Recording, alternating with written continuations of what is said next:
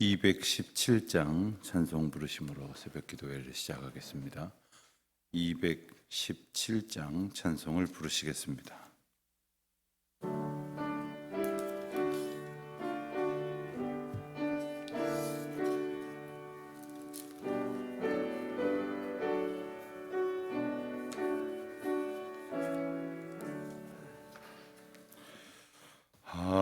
하나님이 말씀하시기를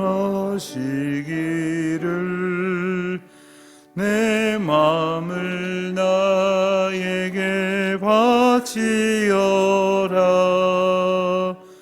너 어디 있든지 날 섬기며 기쁘게 날 항상 의지하라. 바치어라 내 마음을 주께서 나에게 이르시네. 캄캄한 죄에서 불러내신 주께서 늘 인도하시리라.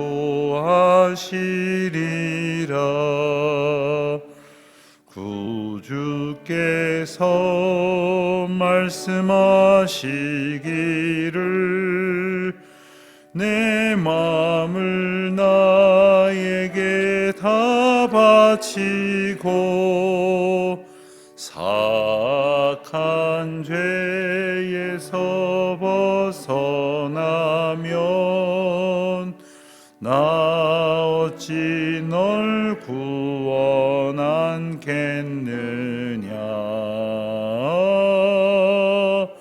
바치어라 내 마음을 주께서 나에게 이르시네. 캄캄한 죄에서 불러내신 주께서 늘 인도하시리라.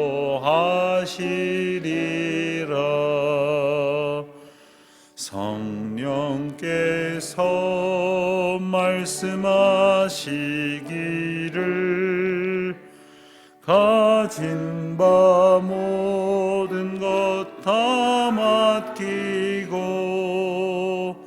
내 맘도 기쁘게 바치어라.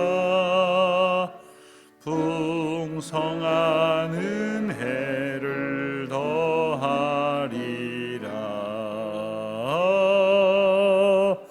바치어라 내 마음을 주께서 나에게 이르시네. 캄캄한 죄에서 불러내신 주께서 늘 인도하시리라. 아멘.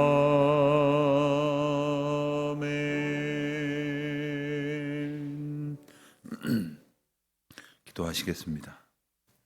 하나님 아버지, 감사합니다.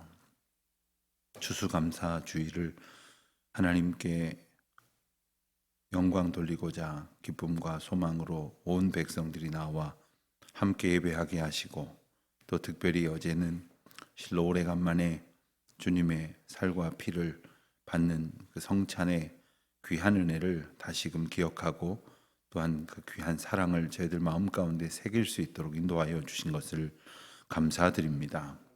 또한 저희 교회에 새로운 13분의 신무 권사님과 8분의 명예 권사님을 허락하여 주셔서 정말 모든 교회가 함께 기뻐하고, 또 직분으로 세워주신 분들을 인하여 하나님께 영광 돌릴 수 있도록 저희 안에 주님의 크신 사랑을 보고 깨닫고 기뻐할 수 있도록 은혜를 베풀어 주신 것을 감사드립니다.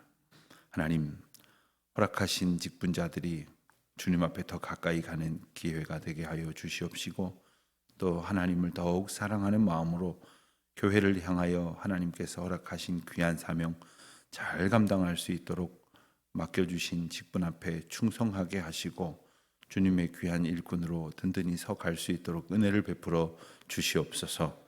하나님, 온 교회가 함께 기뻐하며 주님 앞에 예배드리고 이제 다시 새로운 달 또 11월을 시작하기 위하여 하나님께서 주신 은혜 앞으로 나아갑니다. 삶의 자리로 보내시는 그 은혜를 감사하며 또 나아갑니다.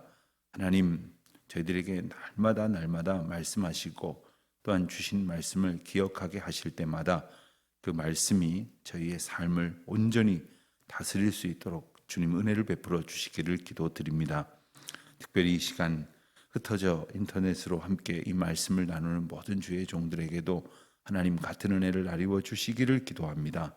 하나님, 여러 가지 형편 때문에 교회에 출석하지 못하고 있는 분들이 있습니다.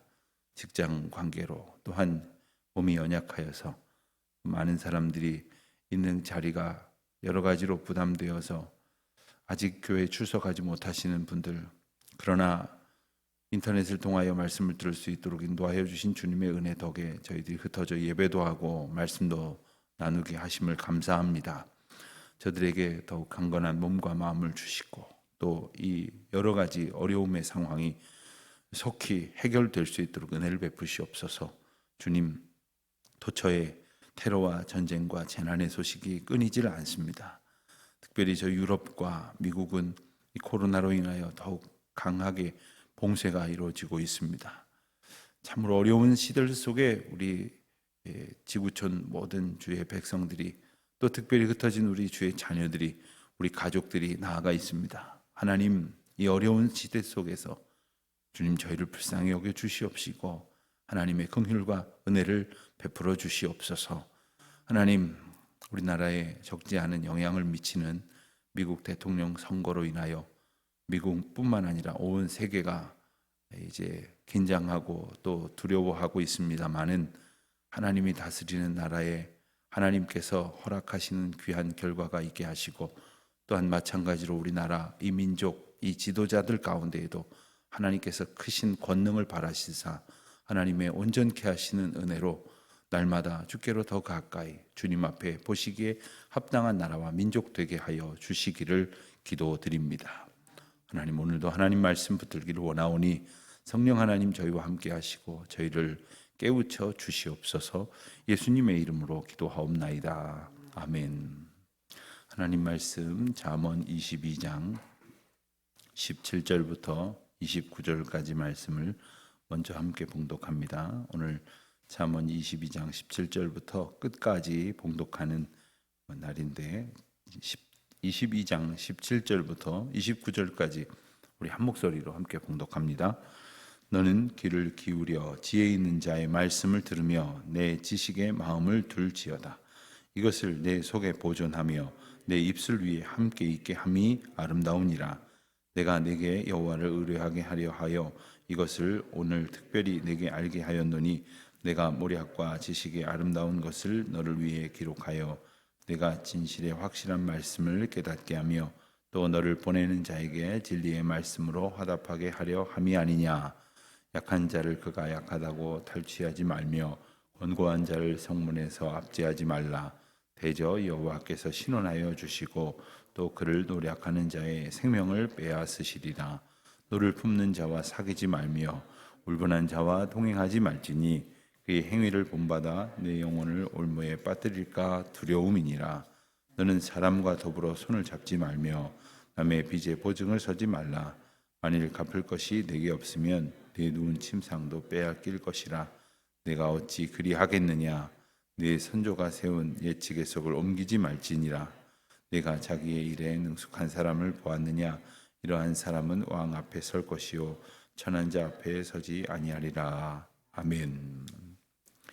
오늘 우리가 읽은 17절부터 29절까지의 말씀은 다르게 말하면 22장 이후에 또 31장까지 잠언의 남은 분량을 이렇게 축약해 놓은 듯한 그러한 말씀이다. 이렇게 이해할 수가 있습니다. 잠언은 참 여러 가지 주제를 담고 있습니다. 그 많은 주제들이 이렇게 어떤 그 1번, 2번, 3번 이런 식으로 번호가 정렬되어서 쭉 나열되어 있는 것은 물론 아닙니다. 예를 들어서 사람을 대할 때, 또 어떤 일을 대할 때, 또 나라 앞에, 민족 앞에, 그리고 자기 자신 앞에 이런 식으로 이렇게 카테고리가 정해진 것도 또 아닙니다. 그렇기 때문에 이렇게 말씀이 막 주제를 이렇게 넘나드는 것 같지만 그 가운데에서 그 말씀이 이렇게 정리하여져서 우리에게 일러주시는 것은 한결같습니다. 지혜로운 자는 어떻게 살 것인가? 지혜로운 자. 우리 그런 말 하지요. 배운 사람이 그럼 쓰느냐?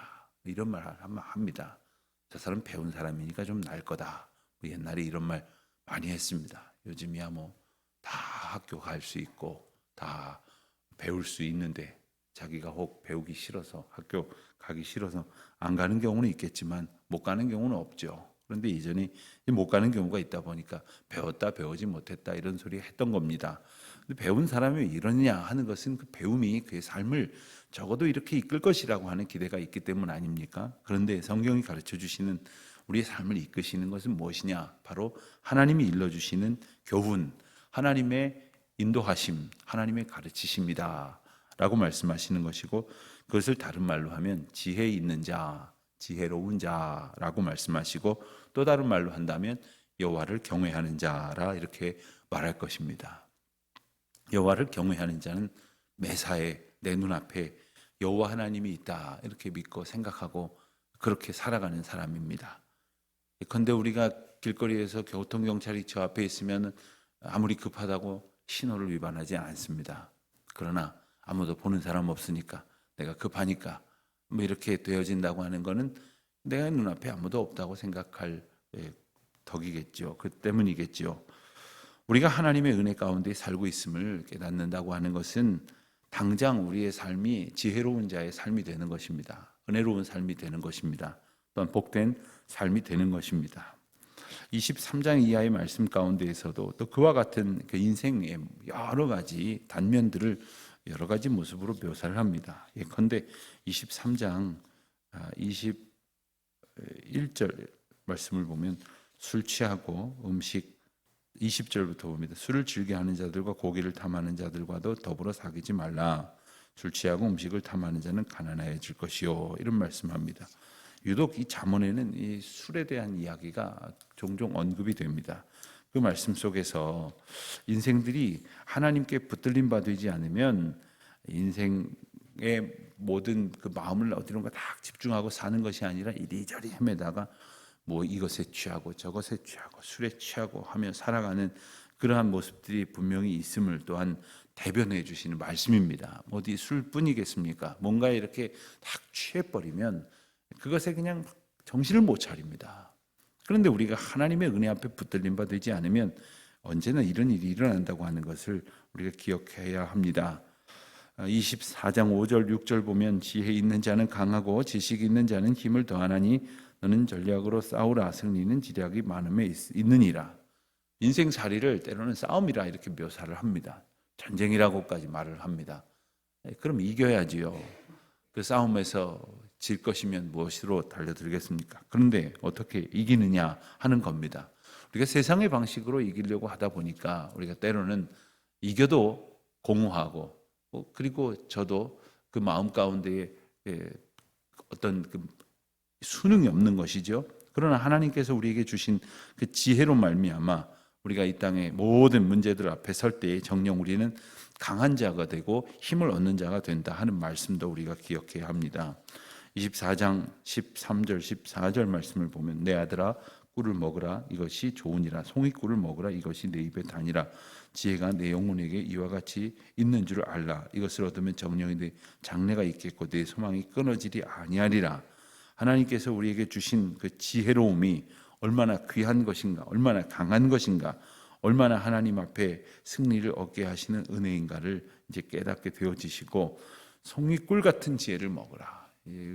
꿀 먹으라고 했다고 진짜 꿀 생각하실 수도 있겠지만 꿀과 같은 그러한 온 몸에 좋고 귀하고 그리고 내 입술에도 달고 그리고 하나님의 은혜 가운데에서 우리를 온전케 하시는 그러한 말씀과 지혜를 입으라 먹으라 이런 말씀 하시는 것이죠. 25장부터 31장까지의 내용을 보면 그리스도의 신부된 사람은 어떻게 살아가는 것이냐 하는 그러한 주제의 말씀이 나옵니다. 또 어떻게 이웃을 섬기며 이웃을 사랑하며 하는 그런 말씀이 나옵니다. 그래서 맨 마지막 절인 잠언 31장 그 뒷부분에 보면 현숙한 여인의 잠언이다 하는 소주제, 소제목이 붙은 잠언이 나오는데 이것은 단지 여성들을 위한 교훈이 아니라 그리스도의 신부된 하나님의 백성으로서 우리가 어떤 정결함을 가지고 살아가느냐, 그 믿음의 태도, 삶의 정결함을 일깨워 주시는 말씀인 것입니다.